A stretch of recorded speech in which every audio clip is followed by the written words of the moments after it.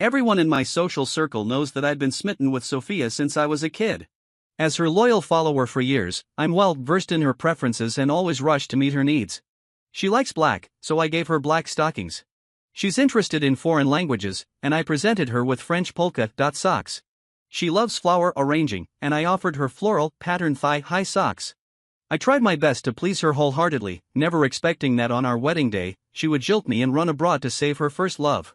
20 years of growing up together as childhood sweethearts ended up as a joke.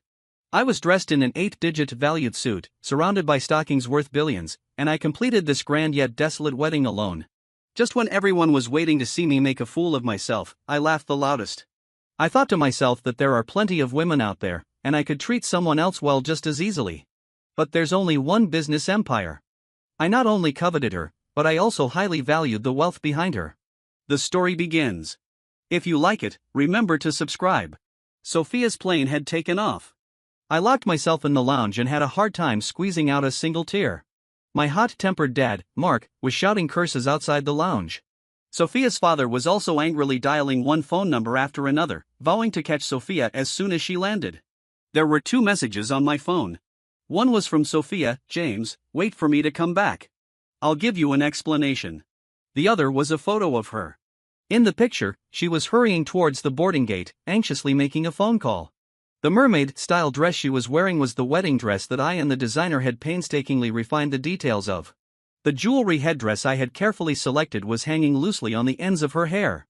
Her eyes and brows were gentle, and her eyes were full of love, as if she was softly coquettish to the person on the other end of the phone. Anyone who saw it would sigh that the man loved by her was really fortunate. I enlarged the photo and looked at it carefully for a while, filled with reluctance. But I had given her a chance. Since she had made a choice, she should be responsible for her decision. I washed my face, tidied up my appearance, put on my straight suit, and walked out of the lounge with my head held high. I smiled and faced the elders outside with different expressions, announcing that the wedding would proceed as planned. It was 3 days later when Sophia returned to the country. In those 72 hours, I became the well-deserved hot topic. Newspapers, tabloids, and self-media in the country were all discussing the fact that James, the eldest son of the James family, was jilted by the bride on the wedding day but still insisted on going through all the complicated wedding procedures alone. Some people lamented the cold-heartedness of the wealthy families, some felt indignant for me, and some gloated. Anyway, in the overwhelming reports, my name was ranked ahead of Sophia's for the first time. To show his apology to the James family, my father-in-law, Sophia's father, hosted a banquet to make amends. At the dinner table, the atmosphere gradually warmed up. Sophia's father raised his glass to me. "James, this glass of wine is for you, son-in-law. You're truly Mark's good son. You made a decisive decision and considered the overall situation, preserving the face of our 2 families. It's the Sophia family that's sorry to you. Don't worry, I will definitely give you an explanation for this matter." I humbly raised my glass and was about to speak when the door of the banquet hall was pushed open, and Sophia walked in looking haggard. When my dad, Mark, saw her, his face instantly turned gloomy, and the glass he was holding in mid-air was put down heavily. The huge banquet hall fell silent immediately. Sophia's father glanced at my dad, gritted his teeth, and scolded Sophia, "Kneel down." Sophia walked step by step in front of my dad, lowered her head slightly, and said softly, "Dad, I was wrong about this matter." My dad snorted and didn't respond. However, the next second, Sophia put a document on the table, raised her chin, and said proudly, "But I also brought back the contract." This time I went to the United States as the daughter-in-law of the James family and signed a cooperation deal with the Thunder Group on behalf of the James family. The James family had been trying to win the cooperation with the Thunder Group for half a year. All the details had been finalized, but the Thunder Group had been reluctant to sign. The James family had made inquiries from many sources but couldn't find a breakthrough. My dad was so worried about this cooperation deal that his hair turned white. I have to say that Sophia's strategy of attacking the heart was really powerful. This contract was a great achievement for the James family. My dad was stuck with a breath in his throat. He didn't know whether to keep a straight face or greet Sophia with a smile. Sophia lowered her eyes, stood in front of my dad, slightly pursed her red lips, with an elegant posture and a calm expression. Sophia's father heaved a sigh of relief and took the lead in applauding. "Mark, what do you think? My daughter is not bad, is she? She helped you win over Thunder in one go. She should be rewarded." Led by Sophia's father, the people at the dinner table, after the initial awkwardness, also started to clap, and the atmosphere gradually became enthusiastic. But did Sophia really think she could easily turn the page after causing our James family such great embarrassment? I frowned, walked up to Sophia, and looked her up and down. Sophia, why are you still wearing the dress from the wedding day? Were you too busy taking care of Mr. David to change? Or is the wedding dress more convenient for you to take care of him? The banquet hall suddenly fell silent, and Sophia's smile froze on her face. I forced a smile and stepped forward, putting my arm around her shoulder to send her out. Okay. You go back and take a bath, change your clothes, and have a rest. Don't worry. I'm here. A loud table slapping sound came from behind. I didn't need to turn around to know it was my dad. Mark's voice rang out, "Stop. Don't go anywhere." In the stalemate, a thin figure rushed in from outside the door and stood between me and Sophia. Don't make things difficult for Sophia. It's my fault, all my fault. The person who came was the culprit who made Sophia jilt me, her first love, David. David bent over tremblingly to apologize, but his body lost its balance and he almost fell to the ground. In full view of everyone, Sophia pressed herself tightly against his body, held his arm, and helped him up, saying with a face full of distress, "Didn't I tell you to wait for me in the car? Why did you come up? Are you feeling unwell?" David's face was pale, his expression pained, but with a bit of a heroic, sacrifice look. He held Sophia's shoulder and said, "Sophia, don't quarrel with your father because of me. It's not worth it. I don't have much time left. I can't leave you with a mess." After saying just a few words, David coughed violently. Sophia frowned tightly, without saying a word, and struggled to help David out, not even looking at anyone present. "David, it's okay. I'll take you to the hospital." However, the next second, Sophia's father sternly said, "Sophia, you stop." Sophia's father was furious and shouted loudly, "If you dare to walk out of this door, everything of the Sophia family will have nothing to do with you." Sophia stopped, turned around, and looked coldly at her father, biting her lip and saying, "The thing I regret the most is that I couldn't stop you from sending David abroad back then. Do you think you can still control me like you did back then?" Sophia's father's face turned gloomy, but he couldn't say a word. My dad shook his head and said, "Old friend, it seems that you can no longer be the master of the Sophia family." Sophia looked at my dad, rolled her eyes, and said, "Uncle, I came back and didn't immediately take David to the hospital but came to find you and James. Isn't this enough? Some words are better left unsaid." Sophia turned to me, her eyes cold. "James, I promised to marry you, and I did. I'm your wife now. You may be very proud, right? But don't expect anything in terms of feelings. You can never force it." After saying that, she helped David and walked out without looking back. David hung on her shoulder, turned his head, looked straight at me, and slightly raised the corner of his mouth. In full view of everyone, I angrily crushed the wine glass in my hand. Blood dripped drop by drop from between my fingers onto the pale tiles. Sophia and I grew up together as childhood sweethearts with a deep affection. I was her little follower since I was a kid. Whatever she liked, I learned. I had no hobbies of my own, her hobbies were mine. The businesses of our two families have been closely linked since our father's generation, intertwined with each other. So it was almost a foregone conclusion for Sophia and me to get married. The only accident was probably in the second year of high school when David received a school-funded quota and transferred to our class as a poor student. He was like a bright lamp in the storm, warm and tenacious, easily attracting Sophia's admiration. The girl's feelings had just sprouted but were nipped in the bud by Sophia's father. Even though Sophia strongly protested, David was still sent abroad, and she completely lost contact with him. Since then, she became cold, aloof, and taciturn. When she agreed to the marriage between our two families, I asked her, "If David comes back, how will you choose?" At that time, her eyes sparkled, and she looked at me with a flirtatious look, saying naively, "Those are all in the past. I was so young back then and didn't know what love was. I only want to be James's wife and can only be James's wife." That day, the kiss we shared still seemed to have a lingering warmth, but in a blink of an eye, things had changed. From childhood to adulthood, I've rarely lost my temper and lost control in front of others. Seeing me like this, my dad probably felt worse than if I had been killed. My mom quickly came over to help me deal with the wound, while my dad, regardless of the situation, got very angry at Sophia's father and then took me and left the table. Of course, I didn't forget to take the contract with Thunder. Sophia didn't look for me. The news about her and David still reached my ears through my intelligence team and my good friend Robert. David had cancer and didn't have much time left, but he refused to be hospitalized. He almost obsessively demanded to live in the wedding room that Sophia and I shared. Such an outrageous request, Sophia actually didn't refuse. Robert was so angry that he pointed at my nose in front of me and scolded, "James, don't you have any reaction? You've been cuckolded, And you're not angry? I laughed. Angry? I stopped my work, put my hand on my heart, closed my eyes and felt for a while. I was a little sad, but not much. Seeing Robert almost exploding with anger, I smiled and patted him on the shoulder and said, "The contract with Thunder has reached the first payment node. I have to keep an eye on it. Money is 100 times more important than a woman, brother." Robert spat at me fiercely and scolded, "Come on, James. You're not short of money. The James family and the Sophia family can shake the entire business circle with a stomp of their feet." Seeing that he was about to faint with anger, I thought about it and gave him a reassurance, "Don't worry. This isn't over. David should come to me soon." As I expected, seeing that I didn't react to his provocation, David couldn't hold back and came to me. Sitting in the coffee shop downstairs of the James family building, I carefully looked at him and smiled. "Mr. David, you look really good. It seems that my wife has taken good care of you." David stretched his hand in front of me. "Mr. James, does this look familiar?" The heirloom finger ring of the Sophia family. If I remember correctly, the Sophia family entrusted it to you on the day of your engagement. You wrapped it layer by layer and collected it in the cabinet. It's so funny. The thing you cherish like a treasure is being played with by me at will. You're just relying on your background to monopolize Sophia. Besides that, you have nothing. And I, except for your wealth and glory, have everything you don't have.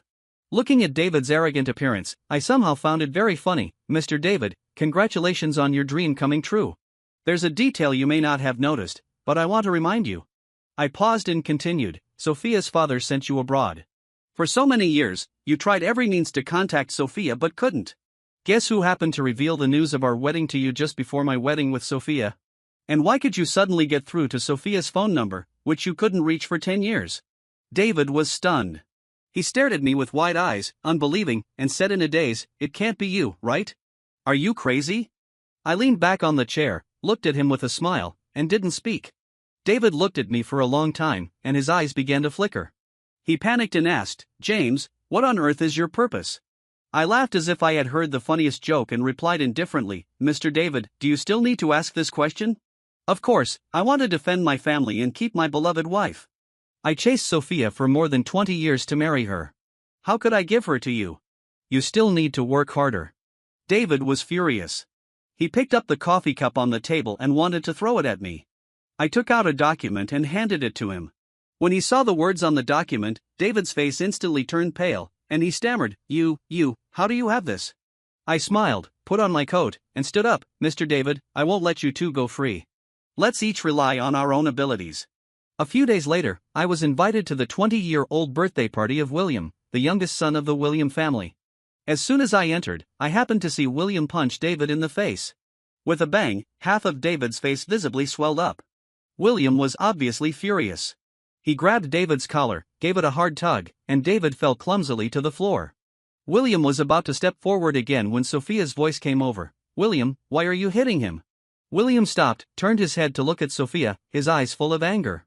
He stretched out his hand to straighten his high-end custom-made suit, on which a row of buttons had been torn off, and gritted his teeth and said, "Sophia, I invited you to my birthday party, and you brought such a person to ruin my event?" Obviously, it was David's doing. William is the youngest son of the William family and has 3 older sisters. The family had a child late in life, and William has been doted on since childhood. William started acting at the age of 16 and had won all the major awards in the entertainment industry by the age of 20. He is the youngest and most popular movie emperor. When has he ever suffered such humiliation? Before Sophia could speak, David got up from the ground, pushed William away, and cursed, "Stay away from my woman. You look so casual," and even poured Sophia alcohol. "We're all men. Who doesn't know what you're thinking?" William said speechlessly, "Are you crazy?" I toasted everyone. David completely ignored what he said and just turned to Sophia with a grief-stricken face, with his bruised face, and said, "Sophia, I understand. Not only did I fail to protect you, but I also caused you trouble. I don't have a prominent family background, and I don't have time to make a career for myself like William. I deserve everything I've suffered. I understand." Sophia was so distressed that she immediately threw herself into his arms, looking like a little bird, and comforted him. "Silly, you'll always be the warmest harbor in my heart." David looked at her with doting eyes and said, "Really? I also want to act like William, win the Movie Emperor Award, drive a luxury car, and live in a mansion. Will you support me, Sophia?" Sophia immediately made a phone call and arranged to start a film company to support David. I watched the farce in the distance and just found it ridiculous. People are ultimately trapped by the things they couldn't get when they were young. The once proud swan was so easily being dragged down from the altar by David. Sophia gradually became a joke in the social circle. Of course, I, the wronged husband, was no exception. David firmly occupied her life. He was present at every dinner party and event she attended. After David went crazy a few times, all the opposite sex in the circle rationally kept a distance from Sophia. The next time I saw Sophia was when our two families jointly signed a major project of the municipal government and had to attend the press conference hosted by the municipal government. The elders had gradually stepped back, and as the leaders of the groups, Sophia and I were duty-bound to attend such events. While waiting, I was a little surprised to see that there was no one around. Sophia, Mr. David didn't accompany you here today? Sophia looked at me, and a hint of obscurity flashed in her eyes. She bit her lip and said, "He's filming on the set." A few months after Sophia told me not to expect her feelings, she actually smiled at me and said seriously, "Today's event is very important. Of course, I should accompany my husband here." I stepped back 2 steps to keep an appropriate distance from her. "Miss Sophia, in such an occasion, it's more appropriate for you to call me Mr. James." Sophia's smile froze on her face. She took a step forward and said with difficulty, "James." Just then, the host invited the guests to enter the venue. I ignored the emotion in Sophia's eyes that I couldn't quite understand, nodded at her, and turned to walk into the hall. The press conference was broadcast live. After taking my seat, I suddenly thought of a question and turned to confirm with Sophia, who was sitting on my right. "Ms. Sophia, does Mr. David know that we'll be attending this event together?" The host was speaking loudly. To hear me clearly, Sophia tilted her head slightly in my direction. As soon as I finished speaking, Sophia's phone on the table started vibrating. The host announced the official start of the press conference, and the city leader began to give a speech. Sophia hesitated for a second, then reached out and hung up the phone. The city leader's speech lasted for 5 minutes, and Sophia's phone vibrated wildly for those 5 minutes. I looked at the name David flashing on the screen, turned to Sophia, and smiled. "Your relationship is really enviable." Sophia pursed her lips and said nothing.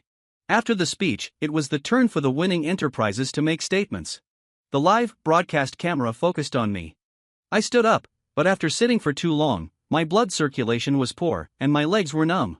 I tilted slightly in Sophia's direction. Sophia instinctively got up to support me, and my arm was tightly held by her. I lowered my head and patted her hand, smiling. "Thank you, Ms. Sophia." Sophia was stunned and stared blankly at me until I smiled and withdrew my hand. Before I could finish reciting my statement, suddenly a staff member rushed in and whispered something in the host's ear. The host quickly reported to the city leader, and after getting the leader's approval, the screen on its site was turned on to connect to the signal. David's figure appeared on the screen, standing on the rooftop. "Sophia, why didn't you answer my call? Why did you go to James? James was smiling at you so happily. What did you say to him? Why? Why do you have to force me to use this way to make you see me?" The camera focused on Sophia. She stood up, stared fixedly at the screen, and replied, "David, I didn't say anything. I had no choice but to come today. Don't be impulsive. Come down, okay?" David completely lost his mind. Overwhelmed with grief and indignation, he shouted at the top of his voice, "I don't believe it. You're the daughter of the Sophia family. Who can force you to do something you don't want to do? You just wanted to see James, right?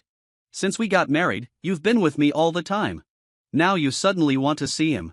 You must be thinking about him, right? You even reached out to support him and let him touch your hand. Do you have no sense of shame?" Sophia was extremely wronged, and her voice was full of pleading. "David, I really didn't. Come down first. I'll go back to you right now, okay?" David was so excited that his voice broke, yelling, "No way. Unless you prove it to me. Yes, go and slap James. As long as you do that, I'll believe you haven't betrayed me." Sophia looked at the city leader sitting next to her. The leader's face was as black as the bottom of a pot, not even giving her a sidelong glance.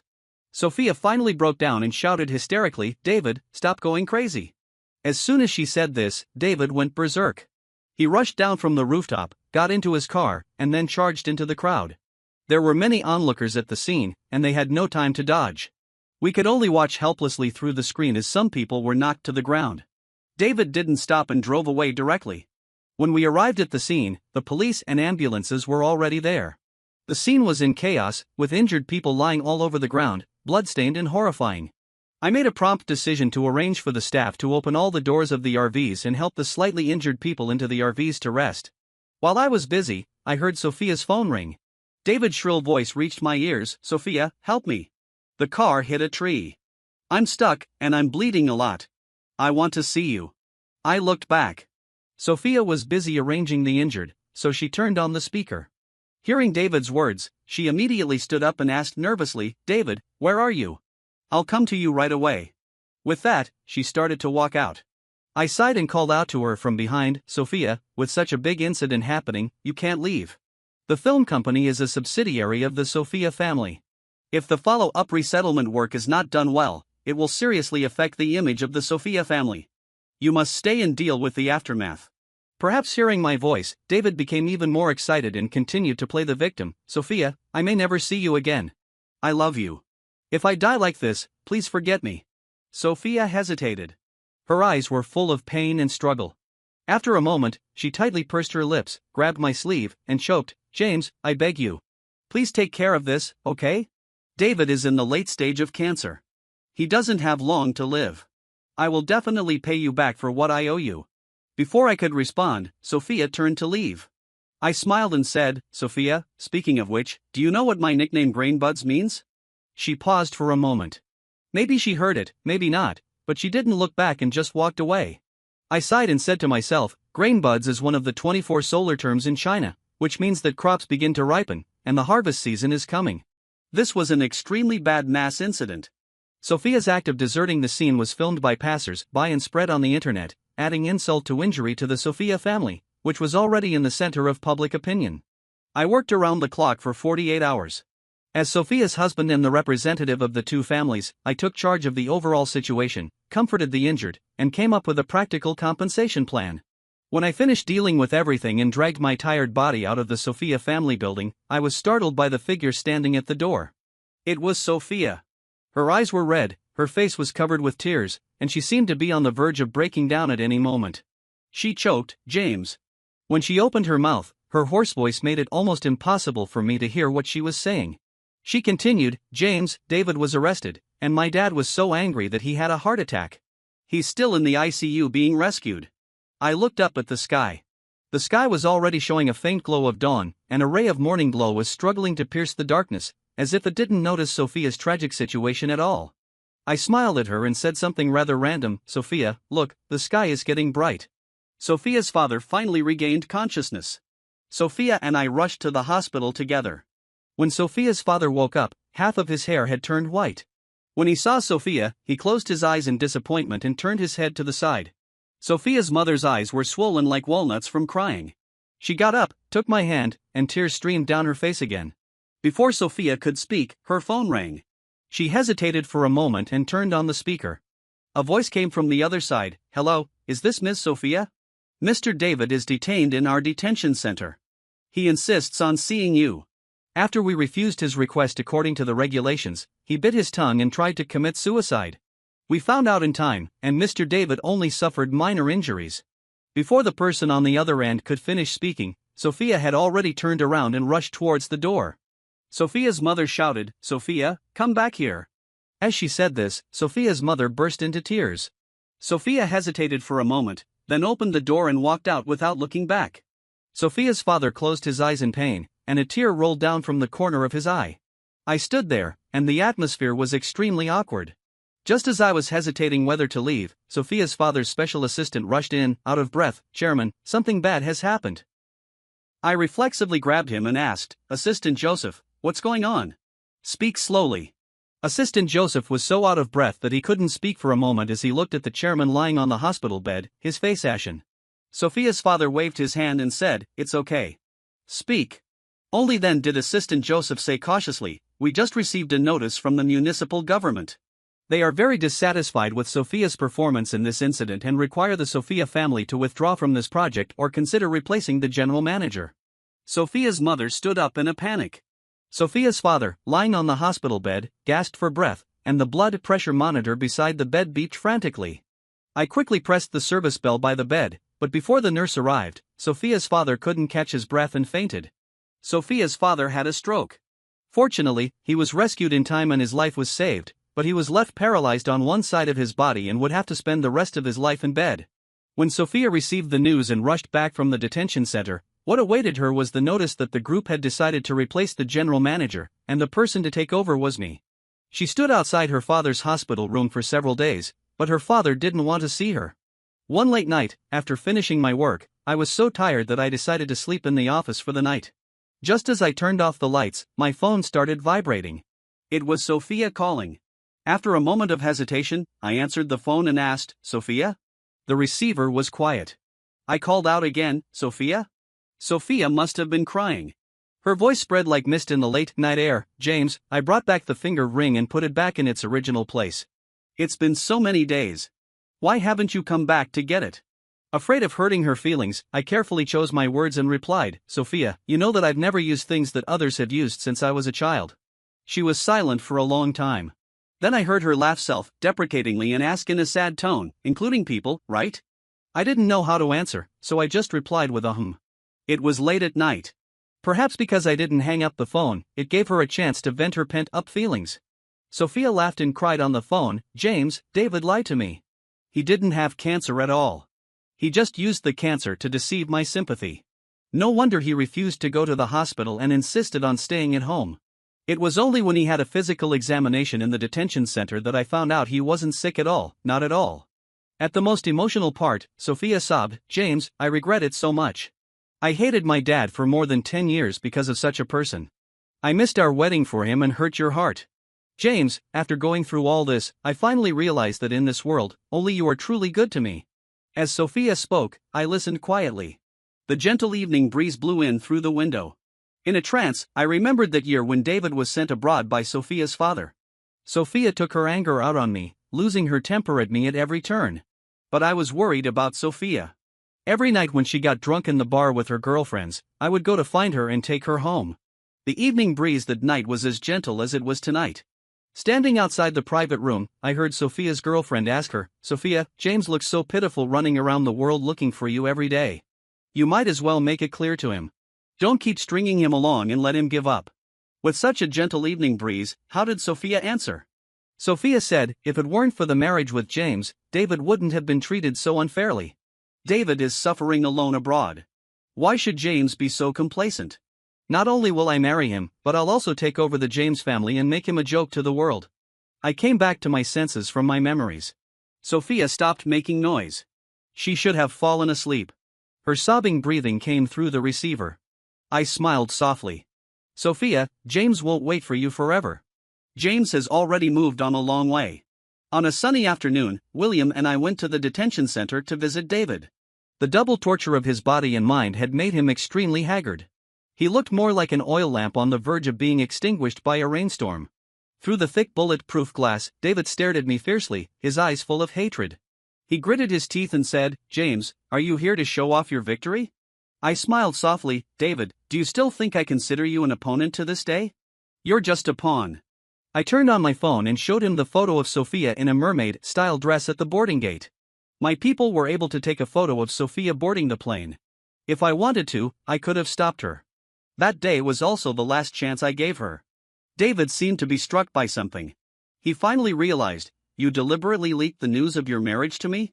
You deliberately lured me back and made me the culprit who destroyed everything?" He stood up excitedly, slapped the glass hard, and roared, "You're crazy. You crazy person. Don't you love Sophia? What on earth do you want to do?" He was so emotional that when he saw William standing behind me, he cursed at William as well, "And you too. If it weren't for you provoking me, why would I want to be a movie emperor? If it weren't for the entertainment industry thing, there wouldn't have been so many people gathered there.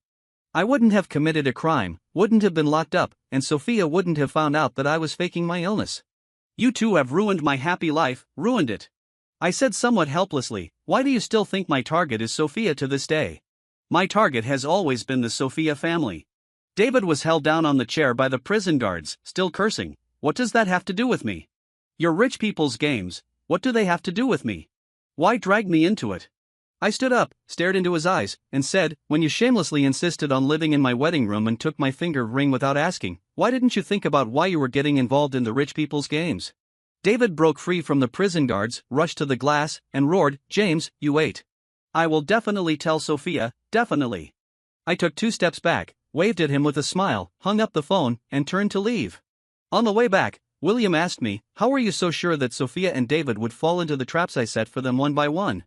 I thought for a while and said to him, "In life, people can't escape their desires. Sophia has had a smooth life, and David is her only setback. She will definitely be trapped."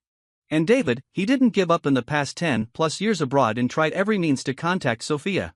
As long as he was given hope, he would be out of control and hold on to Sophia like a life-saving straw until he dragged both of them into the abyss. We both fell silent. We both understood that we were also in the game ourselves. With the support of our fathers, I took over the Sophia family and made a smooth transition. The affairs of the two groups were complex. After many rounds of argumentation, we came up with a feasible plan. After obtaining the consent of the shareholders, the Sophia family group and the James family group were officially merged. The two once independent business giants finally became an unshakable behemoth in my hands. The group was thriving under my management, while Sophia lost all her luster. She stayed in the wedding room that she and I shared every day, researching the dishes I liked and asking me if I would come home for dinner. I never went back to that so-called home again. Days passed peacefully until David was released from prison. The final blow came. Sophia rushed into my office with David.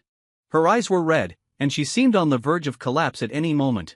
She stood in front of me, her hands trembling as she tried to reach out and pull me, choking, "James, tell me what David said isn't true." David held his head high triumphantly. Under Sophia's expectant gaze, I nodded and replied, "What David said should be true, if he didn't exaggerate." Sophia took 2 steps back. David tried to hug her, but she slapped his hand away. She looked at me blankly. "James, was it all fake? The years we spent together, the days when you did whatever I liked, the times when you stood in front of me to protect me, were they all fake? When you said you wanted to marry me, you looked so happy. Could everything be fake? I thought you were the only one who treated me wholeheartedly. Why are you treating me like this too?" I didn't answer her series of questions. Instead, I took out a document from the filing cabinet behind me and placed it in front of her. "Sophia, I think this document can give you the answer." Sophia picked up the document with trembling hands. After seeing the content, cold sweat rolled down her cheeks. I motioned for David to help her sit on the sofa, made her a cup of coffee, and placed it beside her. "Sophia, let's be straightforward. The James family has exhausted all the resources of the entire group but still couldn't secure the cooperation deal with Thunder, and we couldn't find any way to break through. The president of Thunder is your friend from your time studying in the US. You, at the cost of some other deal between the Sophia family and her, asked her to put the cooperation with the James family on hold indefinitely. Your goal was to bring down the James family. Am I right?" I looked at David, who was standing there looking confused, and smiled. "Speaking of which, I should thank Mr. David. When you learned that Mr. David was seriously ill, you couldn't wait to go abroad to see him, even absenting from our wedding. As a result, you had to produce the contract with Thunder to calm my dad's anger. I know David is your first love, but it was Sophia's father who separated you two. I was just a teenager back then, always looking out for you like an elder brother. I didn't do anything wrong. But you took out all your grievances of being unable to resist Sophia's father on me and the James family. I treated you with all my heart. What about you? Every step was a calculation. If you didn't love me, why did you marry me? Because you needed the support of the James family. Now, in a way, I've fulfilled your dream. The two families have been merged into one in my hands, and we're still husband and wife. So, in a sense, you've achieved your dream, right, Sophia?" Sophia looked at me with red eyes. "You clearly don't love me, and you know I was calculating against you. Why did you marry me?" I looked at her in surprise, as if she were a stranger. "Sophia, is that a question you should be asking?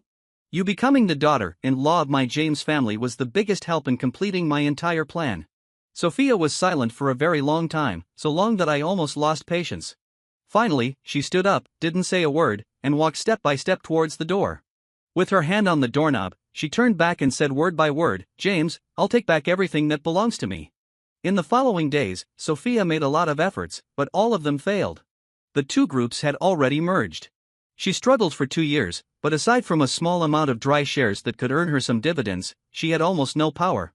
Repeatedly being turned away completely wore down Sophia's spirit. Eventually, she became the kind of rich young lady she used to hate the most, who only went clubbing, danced at discos, and partied every night. On my 25th birthday, Robert and William took the lead in inviting the second-generation people in the circle to a carnival. I lounged on the sofa, letting them laugh and make noise. Robert couldn't stand it anymore and brought over 10 young models. Standing in front of me, he forced me to choose one, and with a big grin, he leaned in and said, "2 are okay, or even 3. I casually scanned them with half-closed eyes and randomly pointed at one. Horror. The young model crouched in front of me, lowered her head, and timidly called me Mr. James. The girl had a pure face and a graceful figure. Leaning against me, her hands massaged me with just the right amount of pressure. I closed my eyes in comfort, and time seemed to stand still. Until Sophia's angry voice came. "James, don't forget, I'm still your wife." The young model seemed startled, and her hands froze. I patted her hand, indicating for her to continue. Opening my eyes, facing Sophia's almost murderous gaze, I couldn't help but laugh. "Sophia, I promised to marry you, and I did. You're already my wife. You should be happy, right? But when it comes to feelings, I advise you not to expect too much. You can never force it." Laughter rang out around us. I closed my eyes slightly, as if seeing the boy who had followed Sophia around eagerly more than 10 years ago finally stop and smile at me. This story has come to an end. If you enjoyed it, remember to like it and share it with your friends. This is the greatest support for me.